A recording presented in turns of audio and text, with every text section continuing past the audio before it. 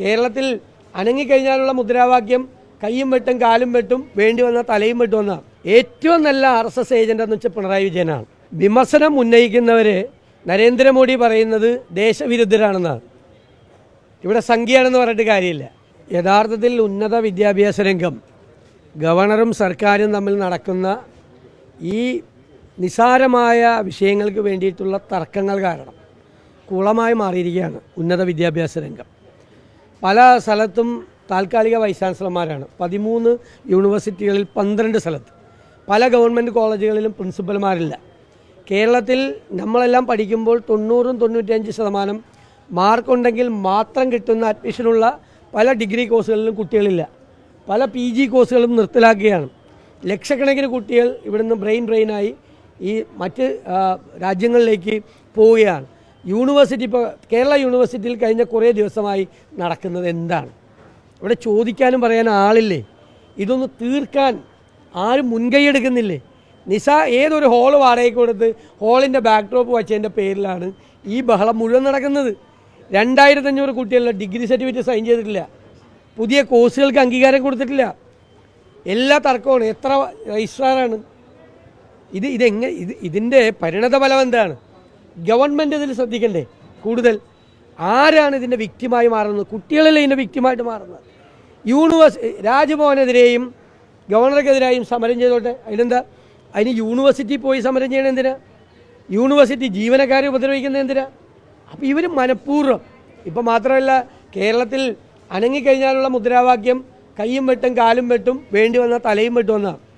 അതാണ് സർക്കാരിന് നേതൃത്വം കൊടുക്കുന്ന പാർട്ടിക്ക് കേരളത്തിലെ ജനങ്ങളോട് പറയാനുള്ളത്. അതാണ്. അത് പോലീസുകാരെ വെല്ലുവിളിക്കുന്നു, മാധ്യമപ്രവർത്തകരെ വെല്ലുവിളിക്കുന്നു, സ്വന്തം പാർട്ടിക്കാരെ വെല്ലുവിളിക്കുന്നു, പ്രതിപക്ഷ രാഷ്ട്രീയ പാർട്ടിയിൽപ്പെട്ടവരെ വെല്ലുവിളിക്കുന്നു. ഇപ്പം മന്ത്രിമാർ വരെ അങ്ങനെയാണ്. പ്രതിപക്ഷത്തെ നേതാക്കന്മാർ തെരുവിലിറങ്ങിയാൽ കാണിച്ചു തരാം ഭീഷണിയാണ് മന്ത്രിമാരെല്ലാം. ഇവരാരും മന്ത്രിമാർക്കെതിരെ സമരം ചെയ്തിട്ടില്ല, മന്ത്രിമാരെ തടഞ്ഞിട്ടില്ല. ഇതാണ് രീതി. അപ്പോൾ ഉന്നത വിദ്യാഭ്യാസ രംഗം, ആരോഗ്യരംഗം വെന്റിലേറ്ററിലാക്കി. ഉന്നത വിദ്യാഭ്യാസ രംഗം അപകടകരമായ നിലയിലേക്ക് കൂപ്പൂത്തിക്കൊണ്ടിരിക്കുകയാണ്. സർക്കാർ ഒന്നും ചെയ്യുന്നില്ല, നോക്കുകുത്തിയാ നിൽക്കുകയാണ്.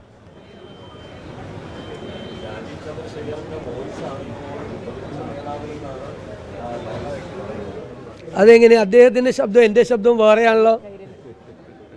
അത് ഈ കൈരളിയുടെയും ദേശാഭിമാനിയുടെയും ഒരു നെറേറ്റീവാണ്. മനസ്സിലായല്ലോ.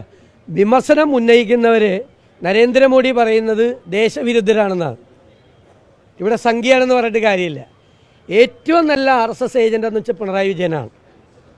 കാരണം മസ്കറ്റ് റോഡിൽ ആരും അറിയാതെ തൻ്റെ കാറ് മാറ്റിയിട്ട് വേറെ കാറിൽ പോയി RSS നേതാക്കളുമായി ചർച്ച ചെയ്തത് VD സതീശനല്ല, പിണറായി വിജയനാണ്.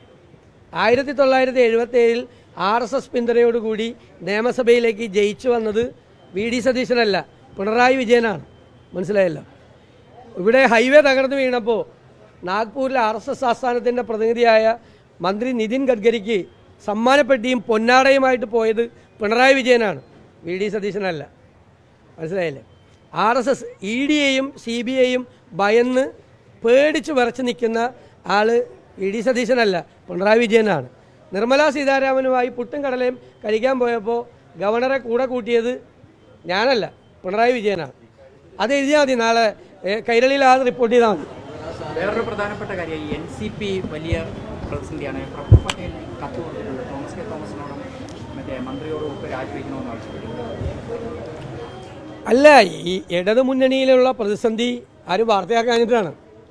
ഒന്ന്, നരേന്ദ്രമോദിയുടെ കൂടെയുള്ള ഒരു പാർട്ടി, NDAയുടെ ഘടകകക്ഷിയായ ഒരു പാർട്ടി ഇവിടെ പിണറായി വിജയൻ്റെ LDFിലെ ഘടകകക്ഷിയാണ്. മന്ത്രി കൃഷ്ണൻകുട്ടിയുടെ പാർട്ടി ആണ്. അവരിപ്പോഴും ആ പാർട്ടിയിലാണ്. അവരുടെ ഔദ്യോഗികമായ അംഗീകാരം മുഴുവൻ NDAയിലുള്ള ദേവഗൗഡ നേതാവായ പാർട്ടിയിലാണ്. ഇവിടുത്തെ മന്ത്രി കൃഷ്ണൻകുട്ടി, മാത്യു ടി തോമസ് അടക്കമുള്ള പാർട്ടി. ഒരു കുഴപ്പമില്ല. ഇവിടെ രണ്ടുപേരും തമ്മിൽ സൗഹൃദത്തിലാണ്. മുകളിൽ നിന്ന് വിളിച്ചു പറയേണ്ട ഇവരൊന്നും ചെയ്യേണ്ടതാണ്.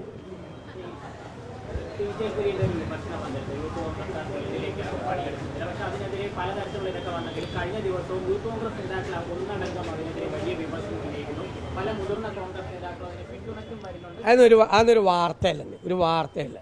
ഒരു മുതിർന്ന നേതാവ് ഒരു പാർട്ടി യോഗത്തിൽ കുറേ കൂടി മെച്ചപ്പെട്ട സംഘടനാ പ്രവർത്തനം നടത്തണമെന്ന് പറയുന്നത് എങ്ങനെ വാർത്തയാണ്? നിങ്ങൾ വാർത്തയാക്കുകയാണ്. കോൺഗ്രസിനെ ഒന്ന് പിടിക്കാൻ വേണ്ടിയിട്ട് ഒന്നുമില്ലല്ലോ, ഒന്നും കിട്ടുന്നില്ലല്ലോ. ഒന്നും കിട്ടാത്തതുകൊണ്ട് നിങ്ങൾ ഇതൊക്കെ വലിയ വാർത്തയാക്കുകയാണ്. നിങ്ങൾ സ്വന്തം പാർട്ടിയിൽപ്പെട്ട PK ശശി CPM ആണല്ലോ, KTDCയുടെ ചെയർമാനാണല്ലോ, CPM എന്ന് പുറത്താക്കിയിട്ട് CPM നേതാവല്ലേ, അയാളല്ല 2 കാലും വെട്ടിയെടുക്കുമെന്ന് SFI നേതാവ് പറഞ്ഞിട്ട് അതല്ലേ വാർത്ത? അല്ലാതെ നിങ്ങൾ നിങ്ങളുടെ സംഘടനാ പ്രവർത്തനം കുറച്ചുകൂടി ഇമ്പ്രൂവ് ചെയ്യണം എന്നൊരു മുതിർന്ന നേതാവ് പറയുന്നതാണോ വാർത്ത?